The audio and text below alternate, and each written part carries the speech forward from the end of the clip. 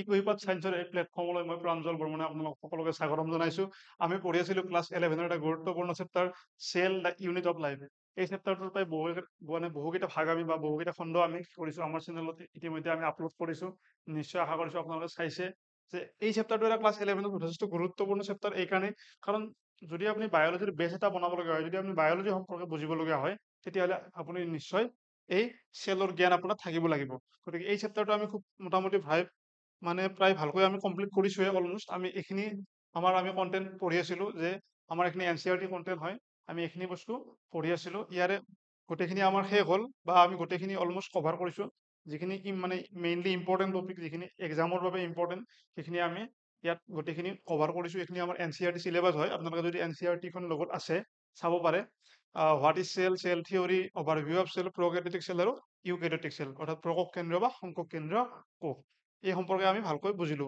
গতিকে আমি ফাৰ্ষ্ট পাৰ্টটোত আমি বুজিছিলো আমাৰ প্ৰকেৰিঅটিক চেলৰ বিষয়ে, যাক আমি প্ৰকক কেন্দ্ৰীয় কোষ বুলি কওঁ, আৰু তাৰে পৰৱৰ্তী ভাগটোত আমি ইউকেৰিঅটিক অৰ্থাৎ সংকক কেন্দ্ৰীয় কোষৰ বিষয়ে আমি ডিটেইলছত বুজিছিলো।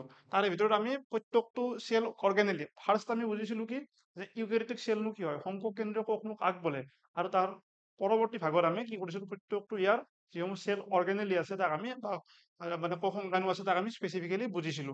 ইয়াৰ ভিতৰত আমাৰ প্লাজমা মেমব্ৰেইন, তাৰপিছত আমাৰ কি বুলি কয় লাইসোজোম, ৰাইবোজোমছ, মাইটকণ্ড্ৰিয়া, ৰাফ এণ্ডোপ্লাজমিক ৰেটিকুলাম, সাইটোপ্লাজম, তাৰপিছত নিউক্লিয়াছটো আজি আমি বুজিম। আজি আমি এইটো নিউক্লিয়াছ এইসমূহ আজি সেইসমূহ টপিক আজি কৰিম।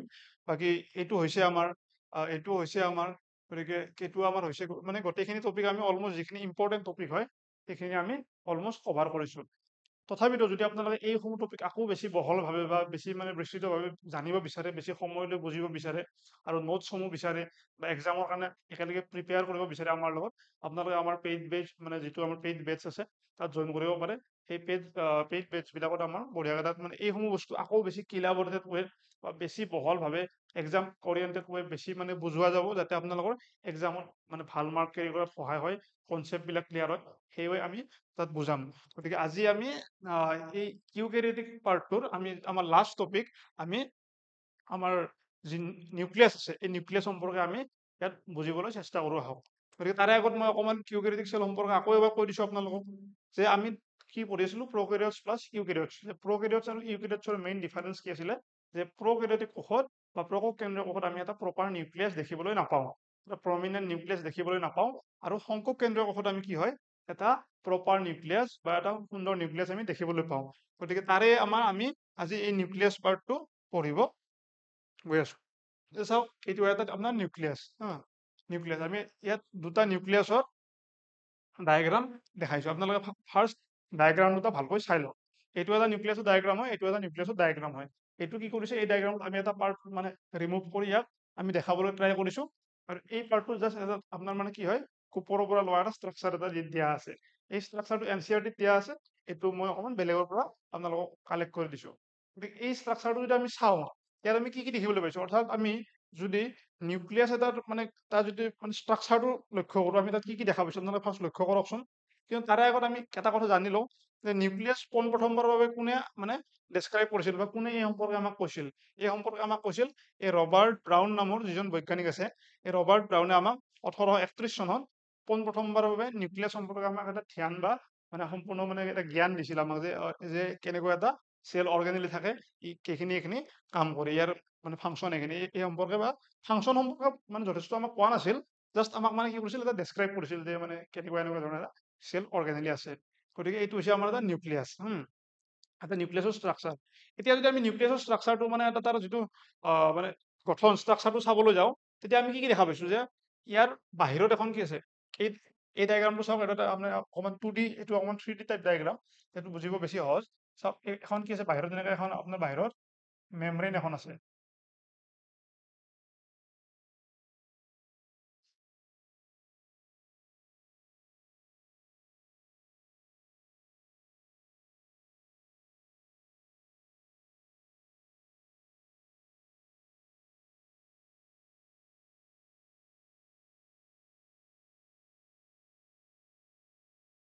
অৰ্থাৎ আমি ইয়াত এনেকুৱা আপোনাৰ দুখন মেমব্ৰেইন দেখিবলৈ পাইছো। সেই গতিকে আমি ইয়াক কি ক'ব পাৰো, ই এটা double membrane bound cell organelle. অৰ্থাৎ আমি জানিলো কি যে নিউক্লিয়াছ কি হয় আপোনাৰ, নিউক্লিয়াছ ডাবল মেমব্ৰেন বাউণ্ড, অৰ্থাৎ ইয়াত দুখন মেমব্ৰেন থাকে।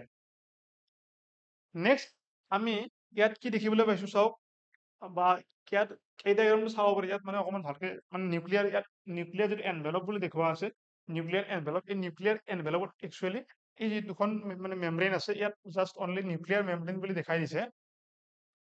কিন্তু ইয়াত আমি যদি চাওঁ যে এই নিউক্লিয়াৰ মানে এনভেলপ, এই নিউক্লিয়াৰ এনভেলপত আমি ভালকে মানে বুজিব পাৰো, ইয়াত আপোনাৰ দুটা আছে, এখন আউটাৰ মেমব্ৰেন, এখন হৈছে ইনাৰ মেমব্ৰেন। তাৰপিছত নেক্সট টাইম কি দেখিবলৈ পাইছো, আমি ইয়াত ভিতৰত আমি কি দেখা পাইছো, কিছুমান মানে অৰ্থাৎ এই যিখন মেমব্ৰেন আছে, এই মেমব্ৰেনত কিছুমান আমি নিউক্লিয়াৰ পৰ দেখিবলৈ পাইছো। নিউক্লিয়াৰ পৰ অৰ্থাৎ মানে সৰু সৰু কিছুমান, এই যিখন মেমব্ৰেন আছে, এই মেমব্ৰেনখনত কিছুমান সৰু সৰু আপোনাৰ ৰন্ধ্ৰ আছে, সৰু সৰু ৰন্ধ্ৰ আছে, যাক আমি নিউক্লিয়াৰ পৰ বুলি কৈছো। তাৰ ভিতৰত আমি কি দেখিবলৈ পাইছো, কিছুমান কিবা এটা ষ্ট্ৰাকচাৰ আছে, নিউক্লিয়লাছ। কি ষ্ট্ৰাকচাৰ আমি অকমান পিছত ভালকৈ গম পাম, যে কিবা এটা ষ্ট্ৰাকচাৰ আছে, সেইটো যাক আমি এইখিনি এনেকে এনেকে দেখুওৱা আছে, এইটো কি হয়, নিউক্লিয়লাছ। এইটো হয় আপোনাৰ নিউক্লিয়লাছ। তাত আমি কি দেখা পাইছো, নিউক্লিয়প্লাজম।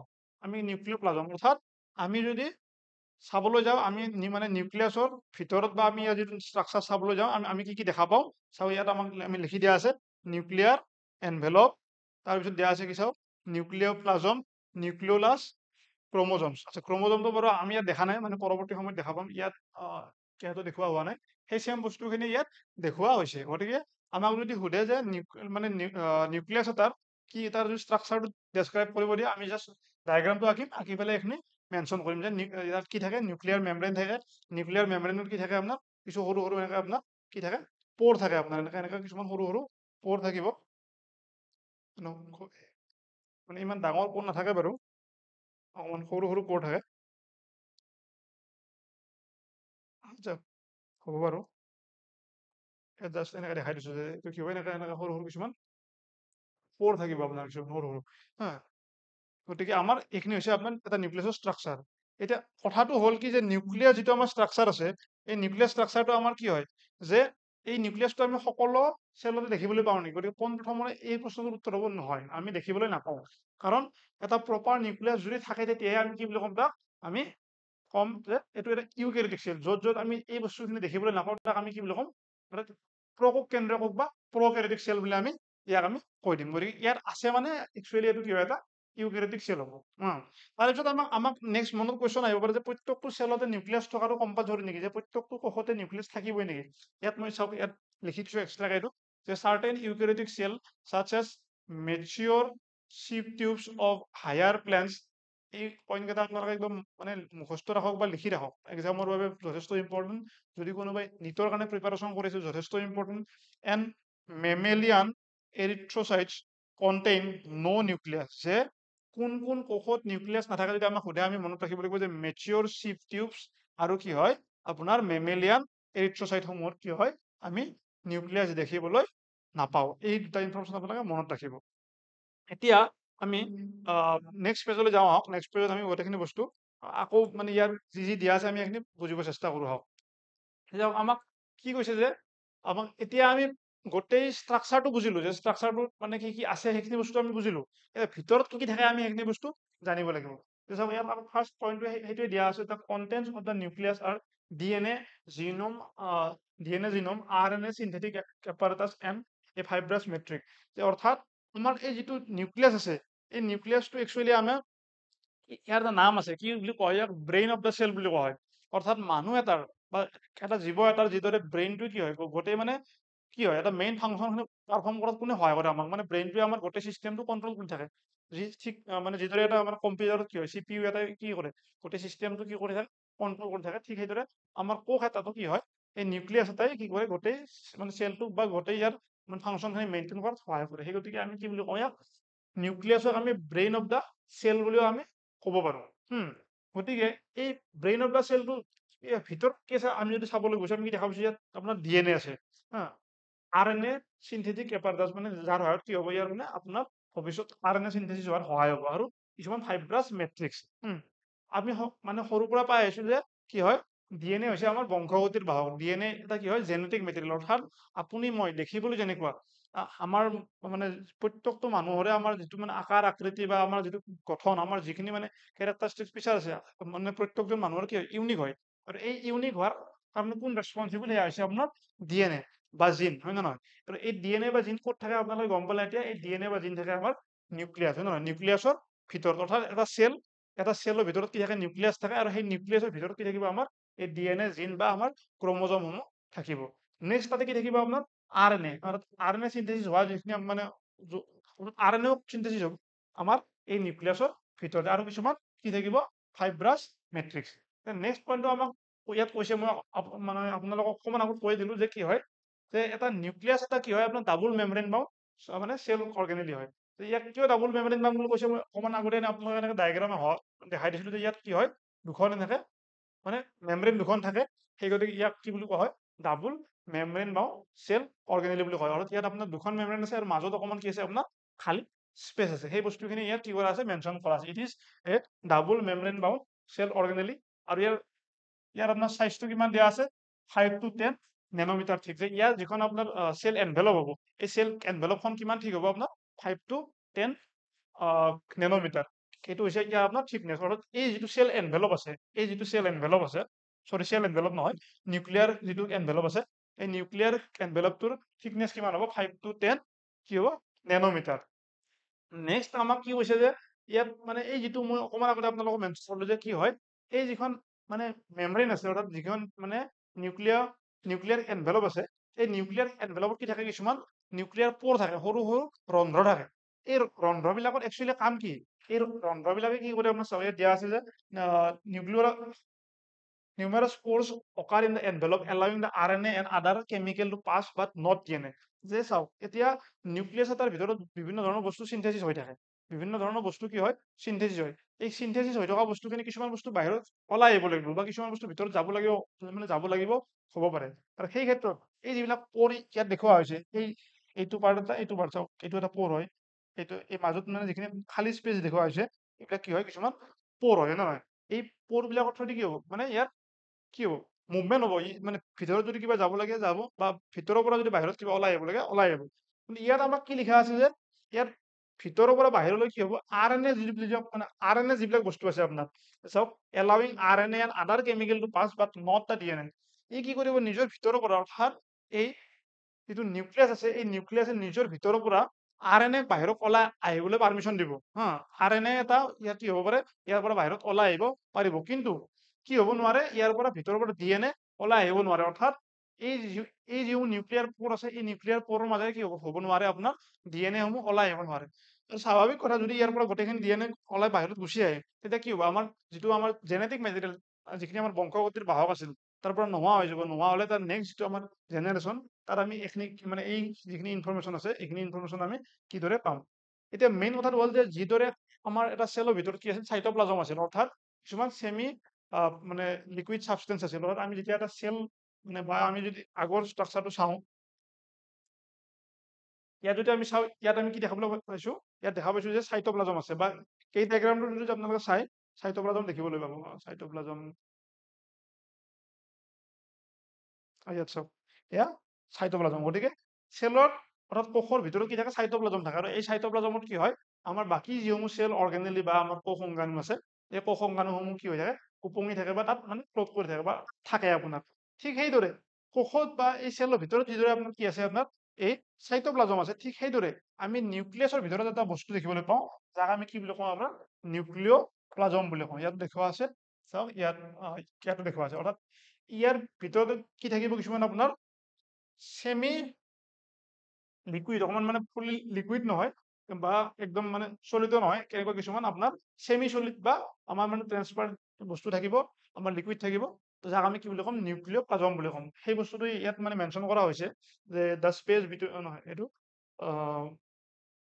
nucleolus is filled by a transparent semi-solid substance called nucleoplasm। যে নিউক্লিয়'প্লাজম কি হয় যে নিউক্লিয়াছৰ ভিতৰত অৰ্থাৎ আপোনাৰ কি থাকে আপোনাৰ মানে চলিড আৰু সাবষ্টেন্স কিছুমান থাকে যাক আমি নিউক্লিয়'প্লাজম বুলি কওঁ।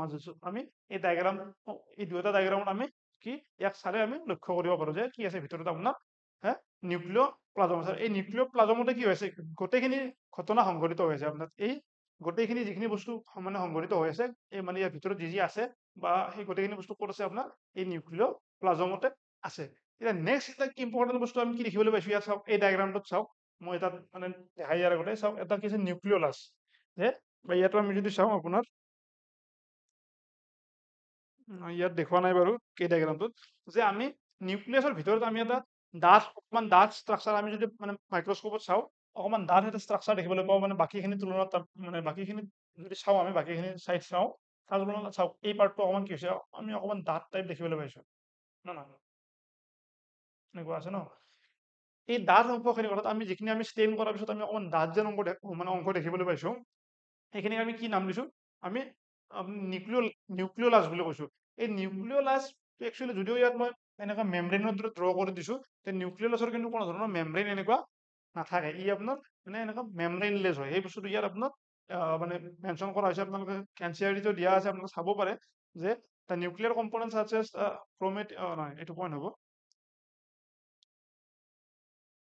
ইয়াত বাৰু সেইটো সেই বস্তু মেনশ্যন কৰা নাই বাৰু হয়তো আপোনালোকে মনত ৰাখক যে কি হয় নিউক্লিয়াছৰ ভিতৰত আপোনাৰ এটা মানে এনেকুৱা ডাঠ মানে একচুৱেলি সি ডাঠ নহয় আমি যেতিয়া চাবলৈ ষ্টেইনিং কৰোঁ তাক আমি এনেকুৱা ধৰণৰ অকণমান ডাঠ যেন দেখিবলৈ পাওঁ আৰু এই ষ্ট্ৰাকচাৰটোক আমি কি বুলি কওঁ নিউক্লিয়'লাছ বুলি কওঁ হা নিউক্লিয়'লাছ বুলি কওঁ এই নিউক্লিয়'লাছটো কি হয় ইম্পৰ্টেণ্ট হয় মানে এটা ইম্পৰ্টেণ্ট পাৰ্ট হয় ফৰ নিউক্লিয়াছৰ আপোনাৰ নেক্সট আমি ইয়াত কি কি বস্তু দেখিবলৈ পাম চাওঁ ইয়াত দিয়া আছে সেই বস্তুখিনি যে আমাৰ কি হ'ব ক্ৰমেটিন threads and nucleolus, nucleic acid and remain suspended in the nucleoplasm এই গোটেইখিনি বস্তু কি হ'ব আপোনাৰ নিউক্লিয়'প্লাজমত থাকিব আৰু ইহঁত মেইনলি কি হয় আপোনাৰ মানে বেছিভাগে কি হয় নিউক্লিয়াৰ প্ৰটিন হয় আৰু এটা বস্তু বিশেষকৈ আপোনালোকে মনত ৰাখক মানে এক্সামৰ বাবে খুব ইম্পৰ্টেণ্ট এই যিসমূহ মানে আপোনাৰ সেই আছে কি বুলি কয় নিউক্লিক এচিড আছে এই নিউক্লিক এচিডসমূহৰ ভিতৰত আপোনাৰ মানে আটাইতকৈ ইম্পৰ্টেণ্ট নিউক্লিক এচিড বা আটাইতকৈ মানে কমন নিউক্লিক এচিড আমি কি দেখিবলৈ পাওঁ ইয়াত যে সেয়া হৈছে DNA আৰু RNA হা DNA আৰু কাৰণে আমি কি দেখিবলৈ পাওঁ ক'ত দেখিবলৈ পাওঁ the most common nucleic acid of the nucleoplasm আৰু দ্য DNA আৰু RNA গতিকে আমি কি দেখিবলৈ পাইছো যে DNA আৰু RNA হৈছে আমাৰ চবতকৈ কমন আমাৰ নিউক্লিক এচিড এই বস্তুটো আপোনালোকে মনত ৰাখক গতিকে এই বস্তুখিনি আপোনালোকে মানে অকণমান মেমৰাইজ কৰিব লাগিব বেলেগ মানে উপায় নাই বাৰু তাত কেইটামান এক্সট্ৰা ইনফৰমেশ্যন দিয়া আছে চাওক cells of bacteria and yeast lack nucleus যে কি হয় আপোনাৰ যিসমূহ বেক্টেৰিয়া আৰু ইষ্ট মানে আছে ইষ্ট কোষ আছে হা ইয়াত আমি কি দেখিবলৈ নাপাওঁ আমি নিউক্লিয়'লাছ দেখিবলৈ নাপাওঁ গতিকে এক্সামত যদি সোধে আপোনালোকক যে আমি কোন কোষত আমি নিউক্লিয়'লাছ দেখিবলৈ নাপাওঁ আমি অপশ্যনসমূহত আমি যদি ইষ্ট বা আমি বেক্টেৰিয়া পাওঁ আমি কি কৰিব লাগিব এই বেক্টেৰিয়া বা ইষ্ট আমি ক্লিক কৰিব লাগিব আৰু কি দিছে ইয়াত আমাক যে most cells contain in their nucleus one or more prominent spherical colloidal acidophilic bodies called nucleoli গতিকে এই বস্তুটো আপোনালোকক মই ইয়াৰ আগৰ শ্লাইডখনত মই মানে এক্সপ্লেইন কৰিলো যে আমি এটা ডাঠ অংশ দেখিবলৈ পাওঁ যাক আমি কি বুলি কওঁ নিউক্লিয়লাই বা আমি নিউক্লিয়লাছ মানে এইটো চিংগল বা প্লুৰেল মানে ফৰ্মত এইটো আপোনাৰ নিউক্লিয়লাই লিখিছে গতিকে এই বস্তুটো আপোনাৰ কি হয় এই যিটো নিউক্লিয়লাছ আছে ইয়াৰ এটা স্পেচিফিক কাম আছে সেই কামটো আপোনালোকে মনত ৰাখক মানে এই বস্তুটো বহুতে গম নাপায় যে কি হয় এই নিউক্লিয়লাছে কি কৰে আমাৰ যিটো RNA আছে হা ৰাইবোনিউক্লিক এচিড এই RNA চিন্থেসিছত কি কৰে ই যথেষ্ট সহায় কৰে অৰ্থাৎ আপোনাৰ এই নিউক্লিয়লাছটোৰ এই পাৰ্টটো কি আছে আমাৰ গতিকে এই পাৰ্টটো আমাৰ ৰাইবোজম মানে যিটো আপোনাৰ চিন্থেসিছ আছে মানে যিটো অৰ্থাৎ আপোনাৰ এই চিন্থেসিছত আপোনাৰ বহুখিনি কি কৰে সহায় কৰে আপোনাৰ গতিকে এই বস্তুটো কেতিয়াবা কেতিয়াবা আমাৰ এক্সামত আহিব পাৰে গতিকে আমি এইখিনি বস্তু মানে আমাৰ আজি মেইনলি এই টপিকখিনি আছিল গতিকে মানে মই এবাৰ আপোনালোকক সামাৰাইজ কৰি দিছোঁ গোটেই আমি যিখিনি বস্তু পঢ়িলোঁ কাৰণ আমাৰ আজি এইটো কি হয় এই গোটেই চিৰিজটোৰ আমাৰ এইটো লাষ্ট ভিডিঅ' হয় অৰ্থাৎ আমি ইয়াৰ পিছত এটা ভিডিঅ' লৈ আহিম বাৰু ইয়াৰ পিছত আমি সেই ভিডিঅ'টো অনলি কুৱেশ্যন কিছুমান ডিছকাছ কৰিম আমি মানে এজ এ আমাৰ টপিক হিচাপে আজি আমাৰ গোটেই আমাৰ চেল চেপ্টাৰটো আমি ইয়াতে মানে শেষ কৰিম গতিকে আমি কি কি পঢ়িলোঁ অকণমান মই আপোনালোকক সামাৰাইজ কৰি দিছোঁ চাওক আমি মানে ফাৰ্ষ্ট পঢ়িছিলোঁ হোৱাট ইজ চেল যে কোষনো কাক বোলে মানে চেল কি হয় ইয়াৰ চেলৰ মানে আমাৰ ইয়াৰ ফাংচন কি হয় ই আমাৰ বডিটো মানে কেনেকৈ সৃষ্টি কৰে বা যিকোনো এটা এনিমেল বা এটা লিভিং অৰ্গেনিজমত এই চেলৰ কি কাম তাৰপিছত আমি চেল থিয়ৰী সম্পৰ্কে পঢ়িছিলোঁ যে চেল থিয়ৰীনো কোনে দিছিল এই চেল থিয়ৰীৰ কাম কি বা চেল থিয়ৰী বা কোষ মতবাদ বুলি কোৱা হয় অসমীয়াত যে কোষ মতবাদ কোনে দিছিল ইয়াৰ মানে আপোনাৰ ড্ৰবেক্স কি আছিল ইয়াৰ মানে ফাৰ্ষ্ট কোনে কেনেকৈ এক্সপ্লেইন কৰিছিল সেই সম্পৰ্কে আমি মানে ইয়াতে বুজিছিলোঁ আমাৰ এই চিৰিজটোত তাত আমি অভাৰভিউ অফ চেল লৈছিলো যে চেলসমূহ দেখিবলৈ কেনেকুৱা যে কিছুমান দীঘল চেল থাকে, কিছুমান চুটি, যেনেকে আমি নাৰ্ভ চেলৰ বিষয়ে পঢ়িছিলো, আমি মাইক্ৰপ্লাজমাৰ বিষয়ে পঢ়িছো। আমি সেই বা আমি যেতিয়া প্ৰকেৰিটিক পঢ়িছিলো তাৰ সেই চেলসমূহ শ্বেপসমূহ যেনেকে আমি পাইছিলো ৰড শ্বেপেড, আপোনাৰ বা স্পাইৰেল শ্বেপেড বা কমা শ্বেপেড, এই বস্তু আমি কি কৰিছিলো, আমি পাইছিলো যে ইয়াৰ 4টা শ্বেপ পাইছিলো। গতিকে এই শ্বেপসমূহ, ইয়াৰ ষ্ট্ৰাকচাৰসমূহ, ইয়াৰ গঠনসমূহ কেনেকুৱা হ'ব, আমি এই যিটো পাৰ্ট আছে এন অভাৰভিউ অফ চেল, এই এন অভাৰভিউ অফ চেলত আমি পঢ়িছিলো। তাত নেক্সট আমাৰ পাৰ্ট আছিল যে কি দ্য প্ৰকেৰিটিক চেল বা প্ৰকোপ কেন্দ্ৰীয় কোষ। যে প্ৰকোপ কেন্দ্ৰীয় কোষত আমি কি পঢ়িবলৈ পাইছিলো, যে আপোনাৰ যে মানে আমি কোষসমূহ দুটা ভাগত ভাগ কৰি পঢ়িছিলো। এটা আছিল কি আপোনাৰ প্ৰকেৰিয়টছ, য'ত আমি প্ৰমিনেন্ট নিউক্লিয়াছ নথকা যিসমূহ কোষ আছিল, অৰ্থাৎ আমি মনেৰাৰ অধীনত, মনেৰা নামৰ ভাগটোৰ অধীনত আমি যিসমূহ কোষ পাওঁ, মানে বা যিসমূহ অৰ্গেনিজিম পাওঁ, তাক আমি এই মানে প্ৰকেৰিয়ট বুলি কওঁ। বা আমি কেনেকৈ বুজিব পাৰো, বা মানে যিসমূহ একচুৱেল ডেফিনেশ্যনটো হৈছে যিবিলাক কোষত আমি প্ৰমিনেন্ট নিউক্লিয়াছ দেখিবলৈ নাপাওঁ, তাক আমি প্ৰকেৰিয়টিক বুলি কওঁ, মানে প্ৰকেৰিয়টিক বা প্ৰকোপ কেন্দ্ৰীয় কোষ বুলি কওঁ। সেই পাৰ্টখিনি আমি ডিটেইলছত পঢ়িলো। আমি প্ৰকেৰিয়টছৰ আমি গোটেই ষ্ট্ৰাকচাৰটো আমি ষ্টাডি কৰিছিলো। তাত মানে চেল ৱাল কেনেকুৱা হয়, চেল মেমব্ৰেন কেনেকুৱা হয়, বা তাৰ আপোনাৰ মানে এই কিদৰে আপোনাৰ মানে ৰিপ্ৰডাকশ্যন কৰে, তাৰ জেনেটিক মেটেৰিয়েল কেনেকুৱা হয়, গোটেইখিনি আমি পঢ়িছিলো। তাত নেক্সট আমি ইউকেৰিটিক পাৰ্টটোত আমি কি কৰিলো, আমাৰ এই গোটেই পাৰ্টখিনি আমি কভাৰ কৰিলো। গোটেই চেল অৰ্গেনেলিসমূহ মানে মেইনলি যিসমূহ আমাৰ ইম্পৰ্টেণ্ট হয়, আমাৰ মানে এক্সামৰ কাৰণে মানে ইম্পৰ্টেণ্ট হয়, আমি সেইখিনি আমি কভাৰ কৰিছো আমাৰ মানে NCERT খনৰ পৰা।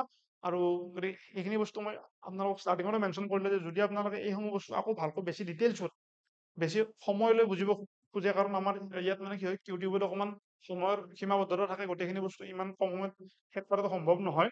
গতিকে আপোনালোকে যদি সেইসমূহ বস্তু আকৌ ভালকৈ বুজিব বিচাৰে, তেতিয়াহ'লে আমাৰ যিসমূহ পেইড মানে বেটছ আছে, তাত আপোনালোকে জইন কৰিব পাৰে। বা ইয়াৰ ইনফৰমেশ্যনৰ কাৰণে আপোনালোকে আমাৰ যি মানে অফিচিয়েল ফোন নাম্বাৰ আছে, তাত ফোন কৰি আপোনালোকে ইনফৰমেশ্যন ল'ব পাৰে। গতিকে আজিলৈ আমি মানে ইমানতে সামৰণি মাৰিব খুজিছো।